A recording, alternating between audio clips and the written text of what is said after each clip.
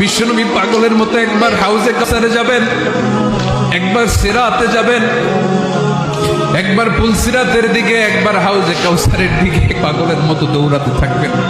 তার কোনো গুনাহগার উম্মত যাতে জাহান্নামে ঢুকে না যায়, সেদিন কেউ সুপারিশ করতে পারবে না বিশ্বনবী ছাড়া।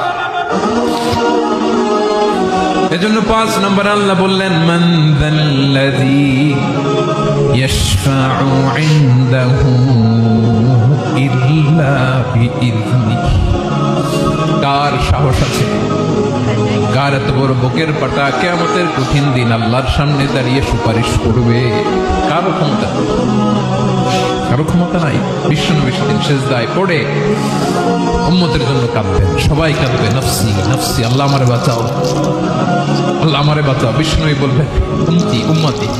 বিশ্বনবী আমার জন্য কাঁদবেন, আপনার জন্য কাঁদবেন, আমাদের জন্য সেদিন কেঁদে কেঁদে জাহান্নামের দরজায় দাঁড়িয়ে আমাদেরকে টেনে টেনে জান্নাতে ঢুকাবেন। এজন্য এই বিশ্বনবীর ভালোবাসা যেন আমাদের হৃদয়ে ভরপুর থাকে। আমার ভাইয়েরা, প্রতি শুক্রবার বিশ্বনবীর উপরে বেশি বেশি যেন আমরা দুরূদ পড়ি। আমরা যখন বিশ্বনবীর সালাম দেই, দুরূদ পড়ি,